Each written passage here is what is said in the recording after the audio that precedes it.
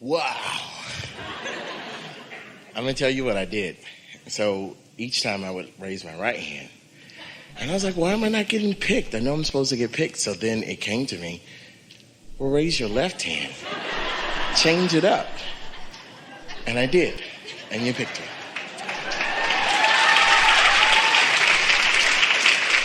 So, what did he really do? I got in the receptive mode. What did he really do? He changed his expectation. You gave yourself permission to expect differently because you offered a different action. But we didn't notice which hand was up. But you felt the change in my expectation. There was a shift. Yeah. There was a shift in your expectation. Expectation is a wonderful concept because expectation is the marriage between desire and belief. In fact, we could say you get what you expect. It's accurate to say you get what you believe, but it's more poignant to say you get what you expect. So if you want something and you don't expect it, it doesn't come about. But that's why after you've had the experience, quite often somebody who's sat in this hot seat before can come again and again and again and again and again because they just expect to be there. They know they're going to have a good dialogue and they just expect to be there. And so their expectation equals their point of attraction. You think Abraham is choosing you. You're choosing you. You're choosing you. You're choosing you. We're just the cooperative component. It's the way it is with everything. Everything is that way. There's nothing that is arbitrarily or in some sort of control dictating what happens in your life experience. It's only you. You choose it all. But a lot of times you're not choosing it deliberately. That's why we're talking about these tools that you can use so that you can choose in ways that are more satisfying to you. So what did you want to talk to us about? Along those lines of expectation, because I believe that too. I believe that nothing ever comes out of the blue, but it has come from you. And I've learned that from you, that I'm learning to pay attention to what's coming into my experience. And I'm learning that it is. And making the correlation between what is coming and how I've been feeling about it. Because there's such a meaningful correlation between those two. Sometimes, though, it's challenging. It's challenging to make the correlation. Because it's coming too fast or because you're not paying attention? I don't know. Well, it's both. You're not paying attention because it's coming too fast, or you're out of focus. In other words, it's easy to get complacent, isn't it? Yes. Anytime you're focused upon facts and manifestations rather than emotions, then you're really not paying attention to what matters. Then you're just regurgitating life. As you're just observing what is, you're regurgitating because you're just creating more of the same. And we say things are changing all the time, and people say, no, they're not. It's not changing in my life experience. It's different faces in different places, but it's the same old, same old, same old, same old. And we say that's because you're giving an inordinate amount of your attention to what already is and not enough listening to the new stuff that's coming. And you say, well, it's not fun to listen for the new stuff. It's too subtle. It's too subtle. I want big, bold stuff. And we say, it's true. Most humans would rather feel negative emotion than no emotion because you think you're getting stuff done. It feels more powerful to feel something, you see. But once you begin to discover the power of alignment, which is subtle and then grows into more and more and more and more until it becomes passion, then. So along the lines of expectation, I kind of want to, not a quiz, but I've heard you refer to it as like fine tuning. I want to know that the expectations that I have are serving me. So if you could ask me questions to see where I am like vibrationally with the process of creation and my participation in that process. We understand what you're getting at and why you think it's a good idea even though it isn't. So what kinds of questions might we ask you? What do you think we might ask you? I want to know if, I don't know what kind of question I would want you to ask me. I just want to know that I know, you know, and I know that the knowing will grow. All right, I know that. I know that. All right. It So will expand. we'll ask you some questions, and in some cases there'll be yes or no. In some cases there'll be multiple choice, and in some places we'd like a summary from you. So. Will you tell me if it's yes, no, multiple choice summary? So it will be obvious. Okay.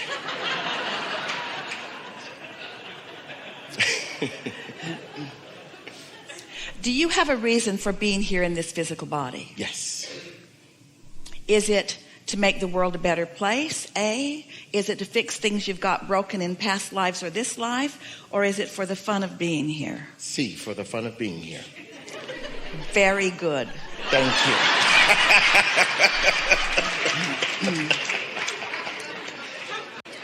Are you a vibrational extension of source energy or of the devil?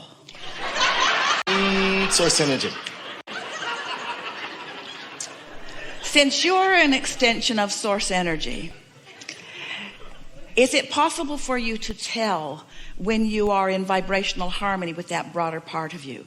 We would like a summary from you about that. Yes, it is possible for me to tell when I'm in vibrational harmony with source energy, and I do that, or I can do that, by the way I feel. When I'm feeling negative emotion, I do realize that I'm not in sync with what source is thinking, what source is observing, the truth of what source knows about life and me. Perfectly stated. Is it important for you to justify your desires, or is launching a desire all that is necessary for bringing it about? Launching the desire is all that's necessary. Yeah. When a desire is in the process of becoming, what is often your personal experience when that is happening? We'd like a summary, please. When it's becoming, when something that you want contrast, I'm uncomfortable most of the time. Well, no, all of the time. Whenever a desire is emanating from me, when that rocket is shooting from me, it is happening as a result of life and things that I'm experiencing that I'm not preferring. And is that discomfort sometimes known as a problem? Yes, sometimes. So as the solution is happening, the problem is too. Yes. Do you think it's possible for you to start enjoying the making of a problem because of your understanding that at the same time you're making a solution? I would like to think that I am starting to. There was something that was said today, and I thought, well, whenever I get in that place where I'm very uncomfortable and I'm thinking about what is uncomfortable, and I'm thinking about what I'm wanting, and I'm thinking about it not being there, and I get that momentum going, I have been able, and I am able to bridge it. I've heard the reason that we ask this important question to you right here and now is that when we ask that question just now, you all know the answer. You know that if a problem has created a solution, that you have access to a solution. But you don't know that when you're in the problem. No. Because you don't have access to the solution when you're in the problem. So that was a very trick question. That was a trick question. And the correct answer should have been, we're playing with you, that when I'm in the receptive mode, I know that. But when I'm not in the receptive mode, I don't know that. And that's the difference between our human physical friends who are really enjoying the evolution of their life and those who aren't. Because when you have a problem and you're aware of the problem, if you don't know that there's a solution brewing, well, the reason that you know that when there's a problem that there's a solution brewing is because you have sat in on gatherings like this where you've been in the receptive mode when we've said that. And so you've felt the truth and the resonance of that, you see. So intellectually you know it, where sometimes even Esther will be poking around in some problem, and people who know her are wondering, why aren't you more solution oriented right now? Because even Esther forgets that. When she's in this mode, she couldn't possibly forget it. When she's tuned in, tapped in, turned on to infinite intelligence, she doesn't forget it. But your state of mind is the reason that you know what you know when you know it. And so the quiz that we're playing with here, of course, when you get all tuned in, tapped in, turned on, there isn't anything that anybody could ask you that you couldn't find a very powerful and well-reasoned and well-spoken answer to. But when you are disconnected from that, then there's not a question simple enough that you could give an accurate answer to it. Because it's not about intellect, and it's not about gathering intelligence, and it's not even about logic. It's about this intuitiveness that comes from connection. Jerry and Esther, when they first moved from Arizona, where they met us, to Texas, they went to a feed store one day and got a box of little chicks who were born in an incubator.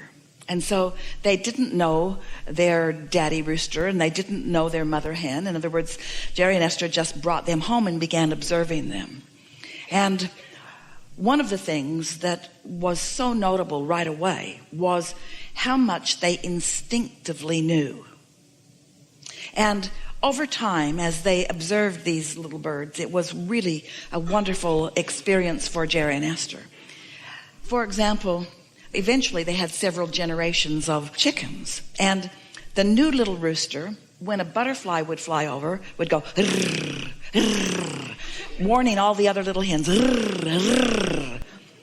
And Jerry was so excited when he saw that, because he was behaving just like the big rooster did when a hawk flew over. No one taught him what to do when a hawk flies over. He just knew. One day, little Black Henny, Esther's favorite little astrolorp from England, Black Hen, Big Bird, her rooster, herded her behind the air conditioner and waited for her until she laid her egg.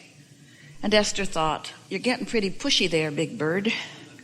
And then the next day, Big Bird herded Henny Penny over behind the air conditioner again, and Henny Penny laid another egg. And she laid a significant pile of eggs. And then one day, she laid her egg and tried to leave, and Big Bird stood there and would not let her leave. She wanted to leave, he herded her back. She wanted to leave, he herded her back. She wanted to leave, he herded her back. And in time, took about 7 or 8 minutes, she sat down. She sat on those eggs for 21 days. And Big Bird brought her a grasshopper and a beetle and a little piece of this and a little piece of that and a little piece of that and a little piece of that and a little piece of that. And then on the 21st day, little eggs began to pop and little feet began to come out of the eggs. And there were 7 chicks out of this pile of eggs. So the little chicks right away were on their feet. They didn't have feathers. They looked like they had fuzz or fur. And the mother bird stayed very close to them, and they stayed very close to her. And on the 2nd or 3rd day, Esther observes her in the chicken yard, and she is scratching, and the little chicks rushed in and ate. And she would dig some more up, and the little chicks would run in and eat. And they learned quickly to stay out of the way of her feet. They stayed back. She dug things up, they would come and eat. She'd dig things up, they would come and eat. She'd dig things up, and they would come and eat. And then one day, she dug some things up, they came to eat, and she pecked them on the head. And Esther said, "Don't be mean to your babies, Henny Penny." Another one came to try to eat. She pecked it on the head. "It's time for you to dig up your own things," she's saying to them. "It's time for you to dig up your own things." And Esther is saying, how does she know that? She did not have a mother. She came out of an incubator. No mother dug anything up for her. How does she know this? And Jerry said, "It's instinct." And we said, "It's connection." It's connection with broader knowing. What humans want to assign to the animals and call instinct is their natural alignment with who they really are. There's not a storage cabinet. It's not stored in their DNA. It's real-time communication from the inner being of the little chick who is out here on the leading edge with the little chick. Are you following us? You are not puppets on a string. You are co-creators. And there is knowledge of how things work that is deep in the DNA, if you want to call it that, of your inner being. And so here you are out here, little chicks, digging things up and moving through life and coming to new desires and putting desires in the vortex that your inner being then knows about. And as you create a problem, you also create a solution which your inner being focuses upon and then gives you real-time information about how to turn that new thought, so new that it's not even a thought, it's still a vibration, that vibration to a thought and that thought to a thing. Your inner being immediately knows all of that and is feeding that to you real time. And if you're tuned in, you get the impulse and you know what to do. You don't have to get it from a book. You don't have to go to some sort of school to learn how to satisfy your own quests in life experience, you see. Do you like that story? Yes. Do you like understanding who you really are? Do you like understanding how it works?